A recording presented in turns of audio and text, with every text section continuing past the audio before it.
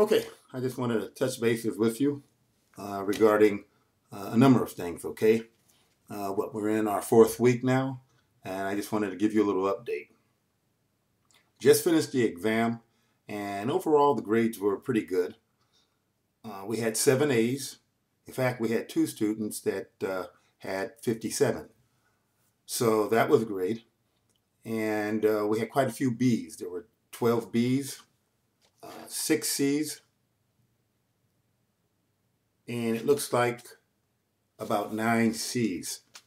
But there, unfortunately, was a number of students that fell under the C threshold.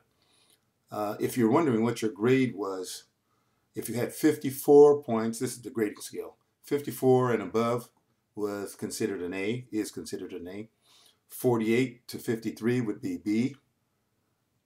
42 to 47 would be C, and 36 to 41 would be D. Okay, and if you scored under 36, that wouldn't be considered a, not even a D, it would be considered a fail.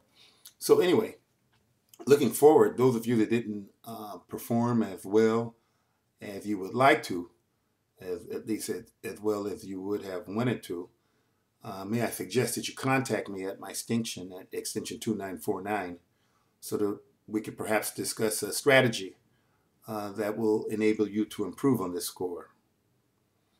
So you can call me anytime, and between 8 and 9, Monday through Thursday, I'm usually in the office. So we have exam 1 out of the way, and I believe in about 3 or 4 weeks we'll have exam 2. Just consult your syllabus for that. I wanted to also make another point in regard to the discussions. I haven't posted this week's discussion yet. In fact, it's going to open tomorrow, not the 10th, I believe, as the modules indicate. It will open tomorrow. I'll have a new topic for the week's discussion tomorrow. Okay, I just wanted to give you a heads up on that. Some of you aren't posting a second response in your discussions. I plan to go back to at least the first week, and I'll adjust your scores, those of you who earned fewer than 10 points as a result of not posting a second response to another student. As I look back over the syllabus and in the modules, I don't think I really was explicit in making sure you understood that 2 responses were required. However, I've been giving you feedback in your discussions. All of you should know now that you must have a second posting that responds to another student's posting.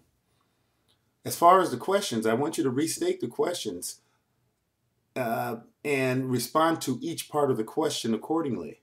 All you have to do is refer to the syllabus and look how the example that I have in the syllabus is structured. Okay?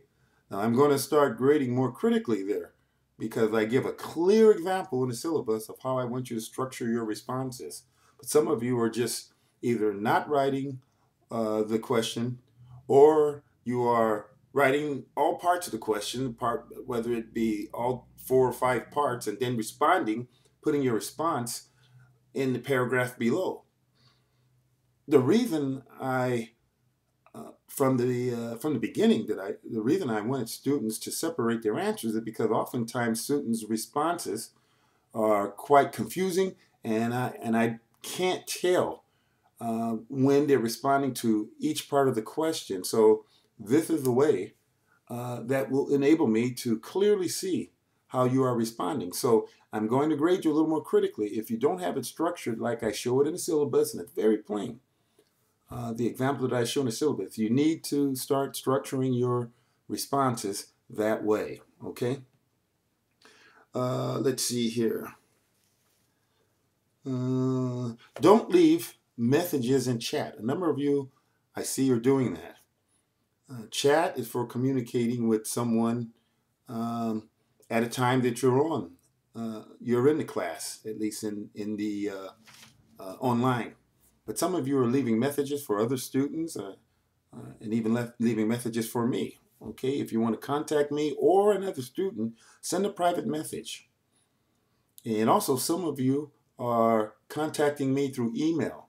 Contact me, as I've indicated on more than once, through the private messaging or either call me. Okay? Okay. I'm also getting close to finishing the proctoring information guidelines. Okay? If you recall in your syllabus, I indicate that the final must be proctored.